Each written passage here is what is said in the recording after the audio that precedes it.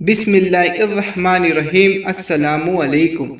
जैसे कि हम सब जानते हैं, रमज़ानुल मुबारक की आमद है और साथ ही हमारे दिमागों में एक बात घूमती है, चांद कब होगा, चांद किस दिन का होगा। और कुछ सालों से हम सब गवर्नमेंट से परेशान हैं और हमें ऐसा लगता है इनका जब दिल चाहता है वो ऐलान कर देते हैं, अब चाहे रात के 10 बजे करें या 12 बजे। ऐसे में अल्लाह के रसूल का क्या फरमान है, हदीस से जानते हैं।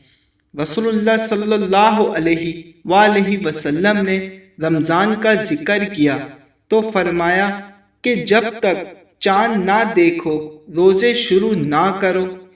इसी तरह जब तक शवाल का चांद ना देख लो रोज़े रखना बंद नहीं करो। और अगर बादल छा जाए तो 30 दिन पूरे कर लो। यहाँ तक तो बात आपको समझ आ गई होगी। अब सवाल ये है, चांद हमें तो दिखता नहीं है और हमें ऐसा लगता है गवर्नमेंट और उलमाए कराम ने जबरदस्ती का चांद कर दिया, तो ऐसे में हमें परेशान होने की जरूरत नहीं है। सही और गलत का अल्लाह को वो खुद जवाब देंगे।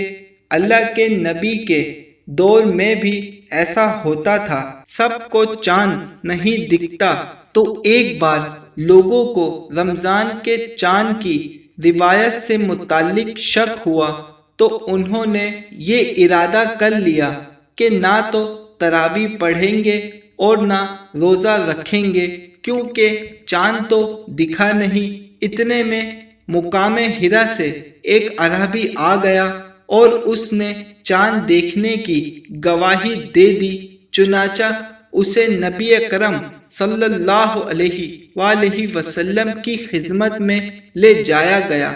आपने उससे सवाल किया, क्या तू इस बात की गवाही देता है कि अल्लाह के सिवा कोई माबूद बरहक नहीं और ये कि मैं अल्लाह का रसूल हूँ? उसने कहा, जी हाँ, और चांद देखने की गवाही भी देता हूँ। चुनाचा आप सल्लल्लाहु अलैहि वसल्लम ने बिलाल रजी अल्लाह ताला अन्हो को हुक्म दिया कि वो लोगों में ऐलान कर दें कि लोग आज से तरावी पढ़ें और रोजे रखें। जज़ाकल्लाह। हदीस मुबारक समझ आने की सूरत में एक लाइक ज़रूर कर दिएगा, और जो लोग हदीस पाक सुनने और समझने का ज़ौक़ और शौक़ रखते हैं वो चैनल सब्सक्राइब कर लें ताकि मज़ीद ऐसी हदीस पाक आपको मिलती रहें। अल्लाह हाफिज़।